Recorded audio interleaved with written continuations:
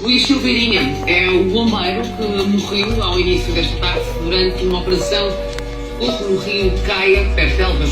Tinha 58 anos, era militar da GNR, o bombeiro fazia parte da corporação de Elvas, perdeu a vida durante uma operação de auxílio a famílias que estavam isoladas há mais de 48 horas devido à subida do nível de águas no rio. O profissional terá tentado atravessar uma zona alagada a pé quando caiu numa área mais profunda. O homem acabou por ficar totalmente submerso e acabou por morrer afogado.